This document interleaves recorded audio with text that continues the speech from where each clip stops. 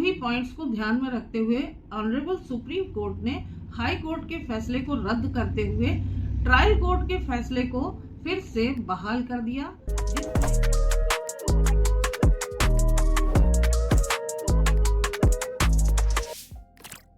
राधे राधे, स्वागत है आपका मेरे चैनल पर। आज मैं बात करूंगी 498A पर आधारित ऑनरेबल सुप्रीम कोर्ट के एक लेटेस्ट और बहुत ही इम्पोर्टेंट जजमेंट के ऊपर। इस केस में एक पति और उसके परिवार वालों के ऊपर ये आरोप लगाए गए कि उन्होंने पत्नी के साथ क्रूएलिटी की, अत्याचार किया। केवल अत्याचार ही नहीं किया, अल्टीमेटली पत्नी को जान से मार दिया।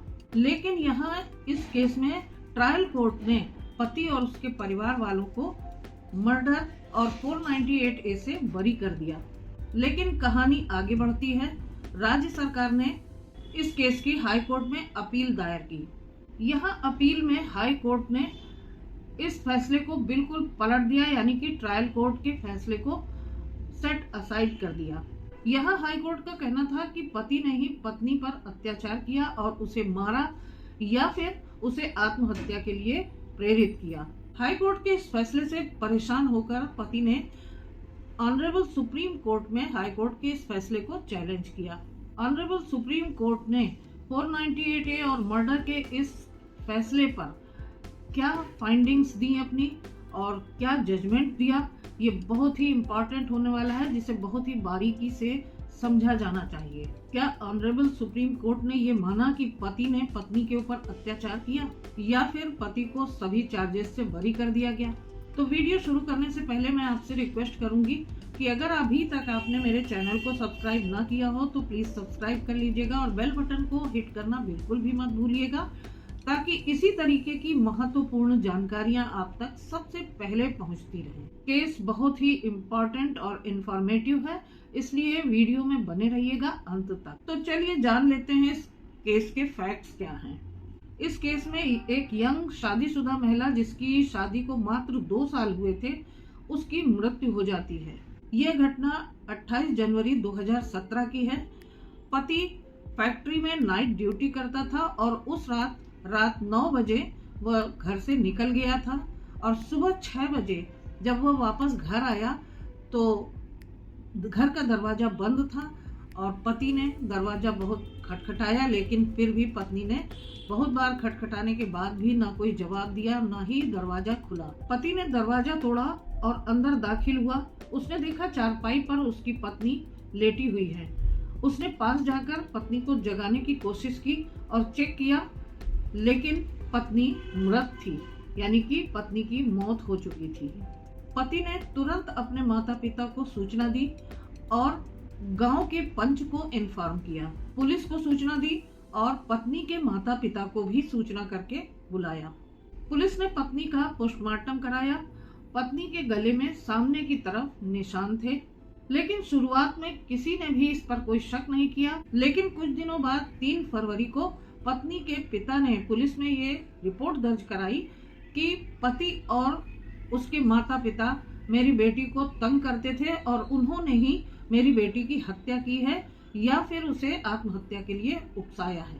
अब यहाँ पुलिस ने पति और सास ससुर को गिरफ्तार कर लिया और मामला ट्रायल कोर्ट में चलने लगा। ट्रायल कोर्ट ने सबूतों और गवाहों के आधार पर पति और उसके माता पिता को, यानी तीनों को बरी कर दिया। ट्रायल कोर्ट का कहना था कि एक्यूज्ड पति और उसके माता पिता ने उसकी पत्नी को आत्महत्या के लिए उकसाया नहीं है और ना ही उसकी हत्या की है। मेडिकल एविडेंसेस भी ये कह रहे हैं कि पत्नी के गले में जो निशान था वो सिर्फ एक निशान सामने की ओर था और चारों ओर गले के कोई निशान नहीं पाया गया। पोस्टमार्टम करने वाले डॉक्टर ने भी कोई स्पेसिफिक रीजन मौत का अपनी रिपोर्ट में नहीं बताया है। इस कारण ट्रायल कोर्ट ने पति और सास ससुर को बरी कर दिया। लेकिन इसके बाद स्टेट ने ट्रायल कोर्ट के इस एक्विटल ऑर्डर को हाई कोर्ट में चैलेंज किया गया। हाई कोर्ट ने केस के सारे फैक्ट्स को खंगाला और एविडेंसेस को अप्रिशिएट किया। हाई कोर्ट का यहाँ मानना था कि सास ससुर का इसमें कोई रोल नहीं था, इसलिए उन्हें सही बरी किया गया है। लेकिन यहाँ हाई कोर्ट ने पति को दोषी माना। यहाँ हाई कोर्ट ने इस मामले में 2 पॉइंट्स पर जोर दिया। पहला ये कि पति पत्नी के साथ रहता था तो उसको सफाई देनी चाहिए थी कि पत्नी की मृत्यु कैसे हुई, यानी कि पत्नी की मौत कैसे हुई, ये बात तो केवल पति ही जस्टिफाई कर सकता था। वही इसको एक्सप्लेन कर सकता था कि उसकी पत्नी की मौत किस तरीके से हुई। लेकिन यहाँ पति ने ऐसा कुछ नहीं किया, उसने इस बारे में कोई सफाई नहीं दी और ना ही कोई एक्सप्लेनेशन दिया। और दूसरा पॉइंट ये था कि पति का ये कहना कि वो नाइट ड्यूटी पर था, इसका कोई गवाह उसने पेश नहीं किया। इन दो आधारों पर यहाँ हाई कोर्ट ने पति को दोषी माना और उसको सजा सुना दी। अब पति ने हाई कोर्ट के इस फैसले को ऑनरेबल सुप्रीम कोर्ट में चैलेंज किया, क्योंकि उसके पास अब केवल यही रास्ता बचा था बचने का। अब देखते हैं कि ऑनरेबल सुप्रीम कोर्ट ने इस हाई कोर्ट के फैसले को किस तरीके से देखा। ऑनरेबल सुप्रीम कोर्ट ने केस के फैक्ट्स, ट्रायल कोर्ट के ऑर्डर और हाई कोर्ट के ऑर्डर को ध्यान से देखा। अब यहाँ ऑनरेबल सुप्रीम कोर्ट ने इस केस में बहुत अहम टिप्पणियां की, जिन्हें जानते हैं।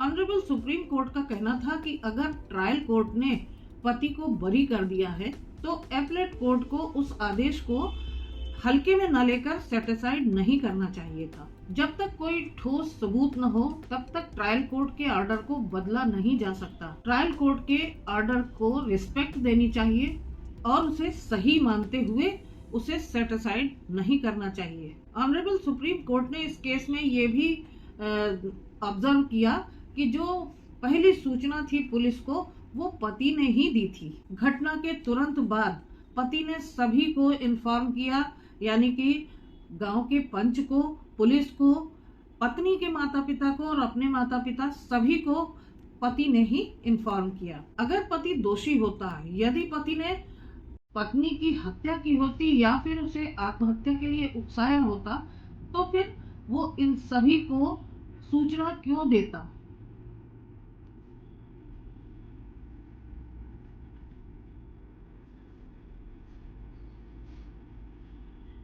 सभी को उसने सूचना देकर बुलाया, तो क्या वो ऐसा कर सकता था? ऑनरेबल सुप्रीम कोर्ट का यहाँ कहना था कि मोस्टली जो व्यक्ति क्राइम करता है वह भागने की कोशिश करता है, उस जगह से दूर हटने की कोशिश करता है, जो कि इस केस में नहीं है। ऑनरेबल सुप्रीम कोर्ट का यहाँ कहना था कि पति ने यदि अपने ड्यूटी पर जाने की कोई गवाही नहीं दी थी तो पुलिस की ये ड्यूटी थी कि वह उसकी फैक्ट्री में जाकर इस बात की जांच करती। पुलिस अपनी जांच में इस बात की पुष्टि करती और पुलिस की लापरवाही की वजह से उसका खामियाजा पति के ऊपर नहीं डाला जा सकता। दूसरी तरफ पोस्टमार्टम रिपोर्ट में भी ये साफ नहीं कहा गया है कि पत्नी की मृत्यु मर्डर है या फिर आत्महत्या है। ऐसा कुछ भी पोस्टमार्टम रिपोर्ट में स्पेसिफिकली मेंशन किया गया है। पत्नी के शरीर में ना कोई चोट थी, ना कोई जख्म थे, गले में सिर्फ एक निशान था। यहाँ इस केस में एविडेंस के दौरान एक गवाह ने यह भी कहा कि पति और सास ससुर पत्नी को किस तरीके से तंग करते थे। उसका कहना था कि वो पत्नी को आलसी कहते थे, पत्नी बीमार रहती थी तो उसके ऊपर वो टांट करते थे और कहते थे कि दिन दिन भर सोती है। तो इस तरीके से पति और उसके माता पिता पत्नी के ऊपर क्रूएलिटी करते थे। लेकिन यहाँ ऑनरेबल सुप्रीम कोर्ट का कहना था कि ये बात क्रूएलिटी के दायरे के अंतर्गत नहीं आती और इन बातों से क्रूएलिटी किसी भी तरीके से साबित नहीं होती। सभी पॉइंट्स को ध्यान में रखते हुए ऑनरेबल सुप्रीम कोर्ट ने हाई कोर्ट के फैसले को रद्द करते हुए ट्रायल कोर्ट के फैसले को फिर से बहाल कर दिया, जिसमें पति और उसके माता पिता को एक्विट कर दिया गया था, यानी कि उन्हें बरी कर दिया गया था। पति को 498A, 302 और बाकी सभी धाराओं से मुक्त कर दिया गया। अब इस केस से हमें सीखने को मिलता है कि अगर ट्रायल कोर्ट में एक बार पति को बरी कर दिया गया है और उसकी अपील होती है तो अपीलेट कोर्ट को भी ट्रायल कोर्ट के फैसले को रिस्पेक्ट करनी पड़ेगी। बिना किसी सॉलिड रीजन के अपीलेट कोर्ट ट्रायल कोर्ट के फैसले को सेट असाइड नहीं कर सकती। दूसरा पॉइंट यह कि कोई भी गंभीर आरोप जैसे क्रूएलिटी और मर्डर, इनको शक के आधार पर ही नहीं साबित किया जा सकता जब तक कि कोई ठोस सबूत न हो। तो आपकी इस जजमेंट के बारे में क्या राय है, मुझे कमेंट करके जरूर बताइएगा। इस जजमेंट का लिंक मैंने डिस्क्रिप्शन बॉक्स में दे दिया है, जहां से आप इसे डाउनलोड करके पढ़ सकते हैं, समझ सकते हैं और अपने केस के फैक्ट्स के अनुसार इसका इस्तेमाल भी कर सकते हैं। आशा करती हूँ कि वीडियो आपको बहुत पसंद आया होगा। अगर पसंद आया हो तो ज्यादा से ज्यादा शेयर कीजिएगा, लाइक कीजिएगा और चैनल को अगर सब्सक्राइब ना किया हो तो सब्सक्राइब कीजिएगा। तो फिर मिलती हूँ अगले वीडियो में एक नई जानकारी के साथ। आप सभी को राधे राधे।